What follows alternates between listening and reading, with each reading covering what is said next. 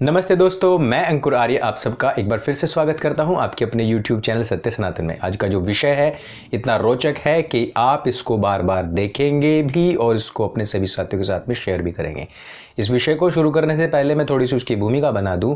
आपने अक्सर ये देखा होगा कि हिंदुस्तान के अंदर भारत में जो सबसे बड़ा जो धर्म है वो वैदिक सनातन धर्म है। उसके बाद में स्थान आता है इस्लाम का और फिर आता है क्रिश्चियनिटी का। इस्लाम और क्रिश्चियनिटी भारत में हिंदुओं को कन्वर्ट करना चाहती है, अपने मजहब में, अपने कल्ट में मिलाना चाहती है और उसके लिए उसने बहुत सारे प्रपंचों को रचा है। इससे पूर्व की वीडियो में हमने आपको बताया था कि किस प्रकार से तमिलनाडु में रामालिंगम जी को इस्लाम ना कबूलने की वजह से निर्ममता के साथ में उनकी हत्या कर दी गई। इसी प्रकार से क्रिश्चियनिटी में भी होता है, वो लोग और भी ज़्यादा निर्मम होते हैं और निर्ममता के साथ में हिंदुओं को कन्वर्ट करते हैं।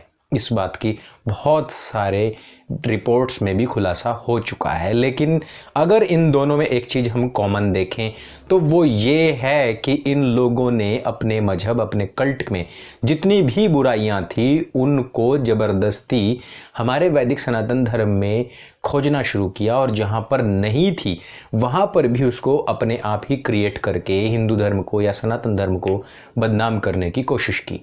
और ये होता क्यों है? ये इसलिए होता है क्योंकि सभी लोग तो वेद आदि अध्ययन नहीं कर सकते हैं।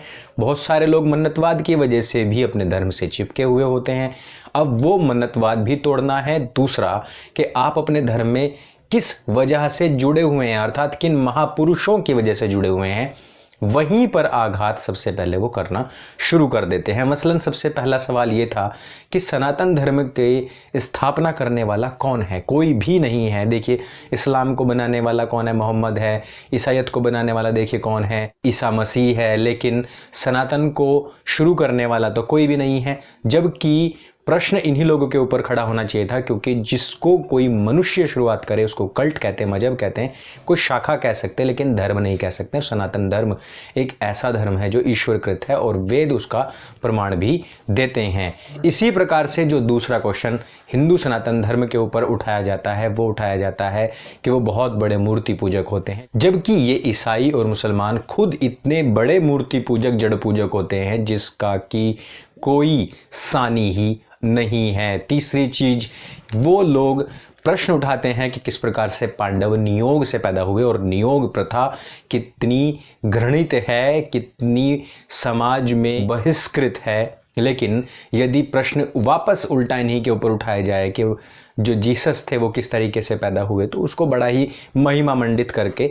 बता दिया जाता है। इसी प्रकार से एक प्रश्न जो आज तक डिस्क्लोज ही नहीं हुआ है वो है मोहम्मद साहब का जन्म। क्योंकि बताया ये जाता है, आपने जाकिर नाइक को कई बार पुराणों के ऊपर कुरान को रख करके उसकी लेमिनेशन के द्वारा जोड़ने की कोशिशों को आपने देखा ही होगा कि वो दिखाई दे कि कुरान और पुराण एक हैं और किस प्रकार से कल्कि अवतार या कल्कि के जो पिता थे उनका नाम और मोहम्मद साहब के नाम यानी कि दोनों कितने मैच करते हैं। जब वो इन सब चीज़ों को बता रहा होता है तो एक जगह पर वो जिक्र करता है कि मोहम्मद साहब के पिताजी का नाम था अब्दुल्ला। अब अब्दुल्ला था या नहीं था, उसी की खोज करने के लिए हम आपको आगे बहुत अच्छी और सच्ची जानकारियां देंगे जिससे इस्लाम के लोग खुद बचते फिरते हैं। मैं यहाँ पर एक बात अपनी दोबारा से दोहरा दूं कि जो लोग खुद बारूद के ढेर पर बैठे होते हैं वो दूसरों की तरफ माचिस की तिल्ली जलाकर नहीं फेंका करते, क्योंकि यदि सामने वाले ने वही माचिस की तिल्ली तुम्हारे ऊपर फेंक दी तो तुम्हारे चिथड़े उड़ जाएंगे। इस्लामिक लोग इन सब चीज़ों से बच सकते थे। जो हम आज आपको बता रहे हैं वो बच सकते थे यदि वो वैदिक सनातन धर्म पर ये पिछले 20 साल से प्रश्न ना कर रहे होते कि सनातन धर्म में ये कमी है, हिंदू धर्म में ये कमी है, वेदों में ये कमी है, पुराणों में ये कमी है, इनकी जो पूजा पद्धतियां हैं उनमें ये कमी है। बिल्कुल भी इस्लाम के विषय में किसी को पता ही ना लगता यदि इस्लाम अपनी तरफ से ये पहल ना करता।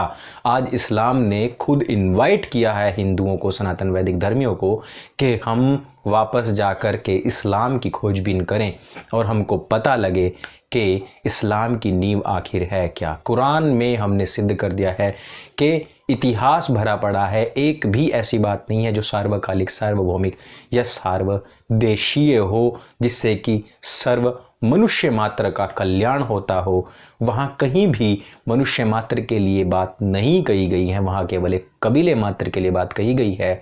अब अगली बारी आती है मोहम्मद साहब की, कि क्या उनके जन्म से 4 साल पूर्व ही मर चुके उनके पिता अब्दुल्ला ही उनके जेनेटिक फादर हैं अथवा नहीं। हम बात करेंगे क्यों उनकी माता अमीना ने बिना किसी बात के, बिना सोचे समझे जन्म लेते ही उनको त्याग दिया और उनको एक गडरिन महिला ने अपना दूध पिलाया और उनको पाला। यहाँ ये जो बातें हैं ये शक पैदा करती हैं कि जन्म लेते ही उनको क्यों त्याग दिया गया था। अब यहाँ पर नियोग और बलात्कार में सबसे पहले मैं आपको फ़र्क बता दूं, क्योंकि जब हम आगे स्टडी करेंगे वहाँ पर ये सब चीज़ें नहीं होंगी।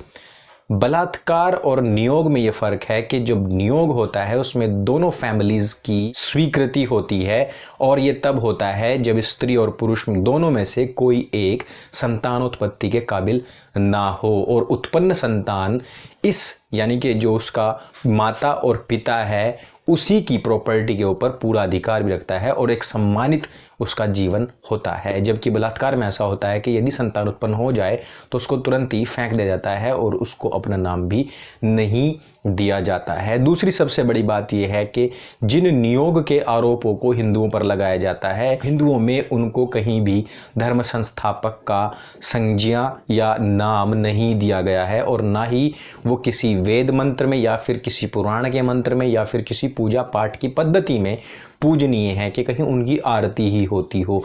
जबकि यहाँ पर जो दोनों महापुरुष हैं, चाहे वो ईसाईयत की बात कीजिए चाहे इस्लाम की बात कीजिए, वो जो दोनों महापुरुष हैं वो दोनों के दोनों ही सुबह से लेकर शाम तक पूजनीय भी हैं, उनका बार बार नाम भी लिया जाता है, और वो कल्ट संस्थापक भी हैं, मजहब के संस्थापक भी हैं और पूजनीय परम आदरणीय भी इन कल्ट्स के वो ही 2 लोग हैं।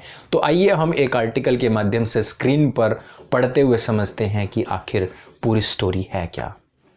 इस आर्टिकल के माध्यम से हम जानेंगे कि मोहम्मद साहब के असली पिता कौन थे।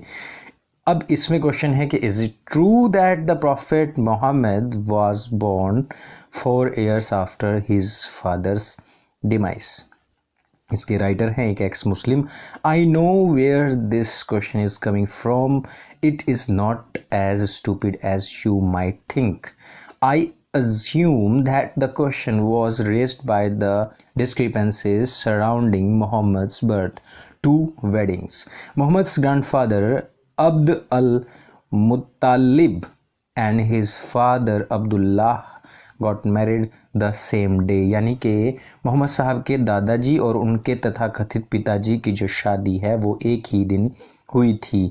In his biography of Muhammad, Ibn Hisham says that the father of Muhammad, Abdullah, had sexual intercourse with his wife Amina bint Wahab in her father's house immediately after the marriage.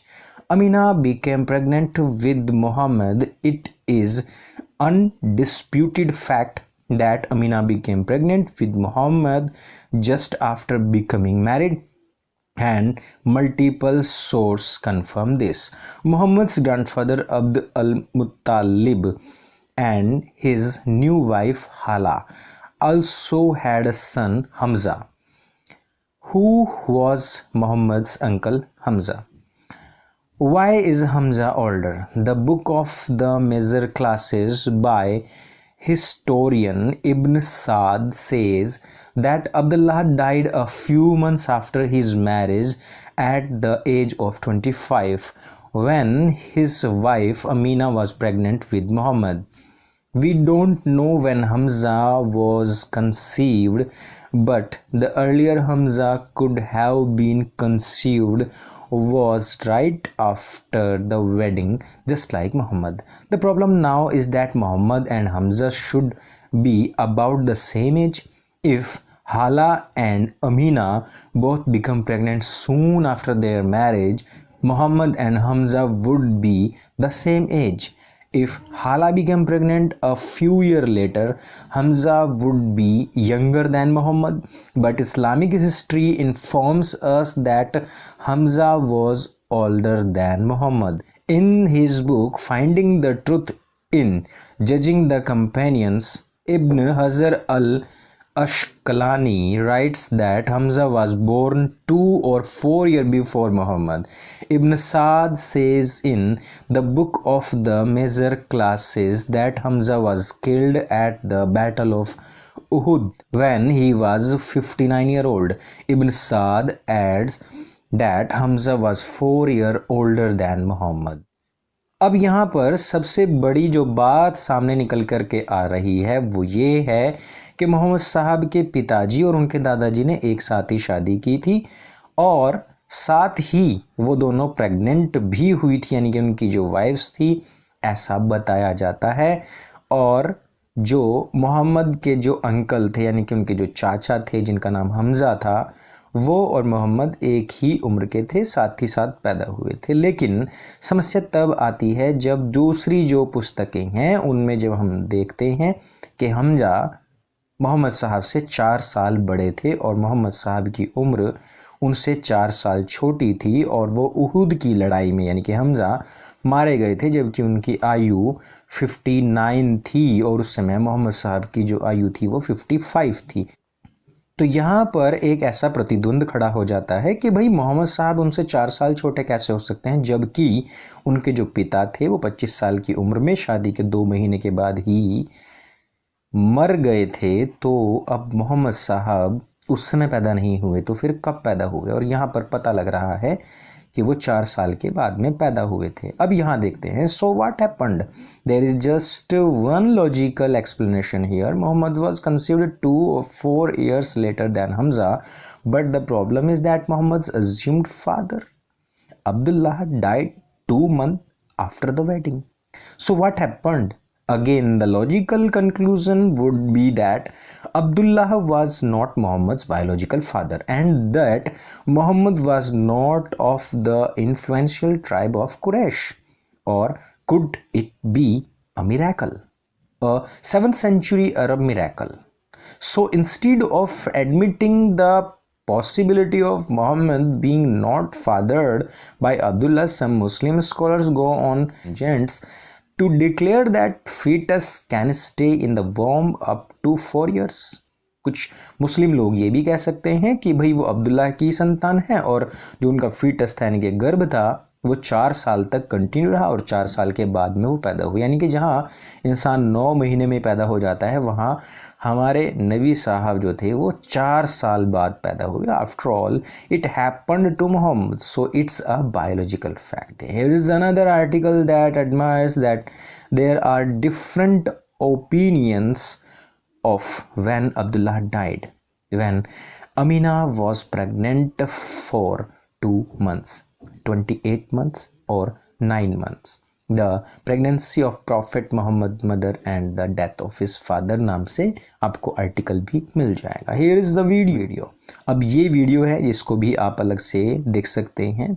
अब इस पूरे बातचीत से हमको ये पता लगता है कि या तो मोहम्मद साहब की जो माताजी थी उन्होंने इस पूरे फेटस को 4 साल तक गर्भ में रखा और उसके बाद में उनको जन्म दिया, या फिर इस बात की पुष्टि होती है कि वो अब्दुल्लाह के पुत्र नहीं थे बल्कि अब्द अल मुतालिब के भी पुत्र हो सकते हैं, यानी कि दादा के पुत्र भी हो सकते हैं और इसके अलावा किसी अन्य के भी हो सकते हैं। अर्थात इसमें कोई गारंटी नहीं है कि वो अब्द अल मुतालिब के ही पुत्र हों। और यदि हम एंड देखें यानी कि रिजल्ट देखें, बाय रिजल्ट देखें, तो इतने दिनों के बाद यदि वो पुत्र की प्राप्ति हुई भी तो उनके पति की वो निशानी वो कैसे फेंक सकती थी, कैसे वो किसी और के हवाले कर सकती थी, इस पर भी बहुत सारे प्रश्न हैं। ये हमारी तरफ से एक प्रश्न है। मुसलमानों की तरह हम सीधे सीधे वो आरोप नहीं लगाएंगे जिस प्रकार से वो हिंदुओं की भावनाओं को आहत करते हुए गंदे भाषाओं का प्रयोग करते हैं, वैसा हम नहीं करेंगे। एक प्रश्न है और इसको एक प्रश्न की तरह ही लिया जाना चाहिए और बुद्धिजीवी लोग इस पर सोचें और विचार करें। खुद से रिजल्ट निकालें। इस वीडियो में सिर्फ इतना ही।